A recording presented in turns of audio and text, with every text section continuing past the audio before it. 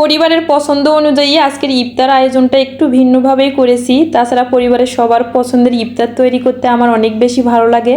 So hello everyone, আসসালামু আলাইকুম। আশা করি যে যেখান থেকে আজকের ভিডিওটা দেখছেন সবাই আল্লাহর রহমতে অনেক বেশি ভালো আছেন, সুস্থ আছেন। এই তো ইফতার তৈরি করার জন্য রান্নাঘরে চলে আসলাম। এসে দেখি যে আমি যে গুঁড়ো মশলাগুলো যে জারটাতে রেখে দেই, এখানে মরিচের গুঁড়া শেষ হয়ে গিয়েছে, একটু রিফিল করে নিলাম। তারপর চিকেন ফ্রাই যেহেতু তৈরি করব, চিকেনটা একটু ম্যারিনেট করে রেখে দেব। এখানে আমি ভালোভাবে ধুয়ে পরিষ্কার করে ব্রয়লার চিকেনটা নিয়েছি।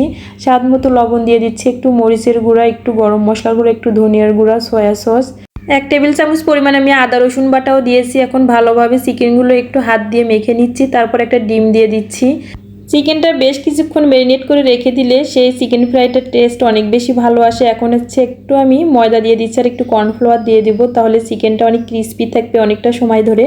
আজকের ব্লগটা যেহেতু একটা ছুটির দিনের ব্লগ ছিল, তাছাড়া রিহানের বাবাও বাসায় ছিল, তাই ভাবলাম টেবিলটা একটু ডেকোরেশন করে তারপর ইফতারগুলো একটু সার্ভ করব। আসলে যে কোনো জিনিস সুন্দরভাবে সাজিয়ে গুছিয়ে সার্ভ করলে দেখতে বেশ ভালো লাগে। টেবিলটা গুছানোর পর আবার আমি রান্নাঘরে চলে আসলাম। 1 থেকে 1.5 ঘন্টা আমি চিকেনটা ম্যারিনেট করে রেখে দিয়েছিলাম। এখন আমি তেলে ফ্রাই করে নিচ্ছি। আমি প্রায় সময়ে চিকেনটা ম্যারিনেট করে ডিপ ফ্রিজে রেখে দেই, তাহলে কাজের অনেকটা ঝামেলায় আমার কমে যায়। তারপরে এই তো মিডিয়াম আছে চিকেনটা ফ্রাই হতে থাকুক, আমি এদিকে আবার একটু বারান্দায় চলে আসলাম। আমার এই তো পছন্দের গাছ থেকে একটু লেটুস পাতা কেটে নিচ্ছি, তারপর একটু পুদিনা পাতাও নিয়ে নিচ্ছি। রিহানের বাবা আমাকে হেল্প করছিল পাতাগুলো কেটে নেওয়ার সময়। মাশাল্লাহ, লেটুস গাছের পাতা আর হচ্ছে পুদিনা গাছের পাতাটা রমজান মাসে আমার অনেক বেশি কাজে দিচ্ছে। তাছাড়া মাশাল্লাহ গাছটা দেখতে অনেক বেশি সুন্দর হয়েছে। এই তো চিকেনগুলো আমার ফ্রাই করে নেওয়া কমপ্লিট। এখন হচ্ছে আমি পোলাওয়ের চাল আর হচ্ছে বুট দিয়ে বুট বিরিয়ানি রান্না করব। রিহানের বাবার এটা অনেক বেশি পছন্দের একটা খাবার, তাই ভাবলাম ছেলে যেহেতু চিকেন ফ্রাই পছন্দ করে, ছেলের বাবার বুট বিরিয়ানিটা পছন্দ, এজন্য দুইজনের পছন্দটাই রান্না করে ফেলি। এই তো প্রথমে আমি একটু পেঁয়াজ কুচি দিয়ে একটু হালকা ভেজে নেওয়ার পর একটু আদা রসুন বাটা দিয়েছি, একটু গরম মশলা, তারপর পোলাওয়ের চালগুলো দিয়ে দিচ্ছি। চালটা একটু ভেজে নেওয়ার পর আমি গতকাল যে বুটটা রান্না করে রেখে দিয়েছিলাম সেই বুট দিয়ে দিচ্ছি। এই চালটা গাইবান্ধা থেকে আসার সময় আমি নিয়ে এসেছিলাম। এখন হচ্ছে একটু ঘি দিয়ে দিচ্ছি, তারপর একটু পাউডার মিল্ক, একটু কিশমিশ দিয়ে এই তো আমার বুট বিরিয়ানি রান্না কমপ্লিট। এখন ইফতারের সময় প্রায় হয়ে এসেছে। আমি ঠান্ডা ঠান্ডা শরবতটা গ্লাসে দিয়ে দিচ্ছি আর সুন্দর করে একটু সাজিয়ে নিচ্ছি।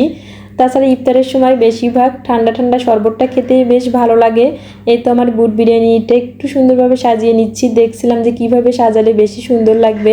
গাজরগুলো সুন্দরভাবে একটু কেটে সাজিয়ে নিচ্ছি, তারপর একটু পুদিনা পাতাও দিয়ে দিচ্ছি। রিহানের বাবা অনেক কাজ করেছিল, যেহেতু ছুটির দিন ছিল, সেই মিক্স সালাডটা রেডি করছে।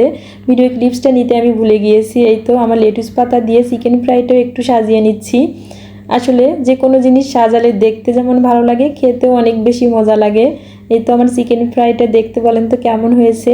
এই তো মিক্স সালাডটা রিহানের বাবা রেডি করে নিয়ে এসে আমাকে দিয়ে দিচ্ছে, আমি একটু টেবিলে দিয়ে দিচ্ছি।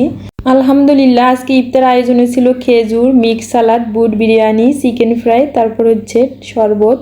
আজকের ভিডিওটা আপনাদের কাছে কেমন লেগেছে? যদি ভালো লাগে প্লিজ প্লিজ একটা শেয়ার দিয়ে দিবেন। তাহলে আজকে পর্যন্ত, নেক্সট সুন্দর একটা ব্লগে আপনাদের সঙ্গে আবার দেখা হয়ে যাবে। সে পর্যন্ত সবাই ভালো থাকবেন, সুস্থ থাকবেন। আল্লাহ হাফেজ, আসসালামু আলাইকুম।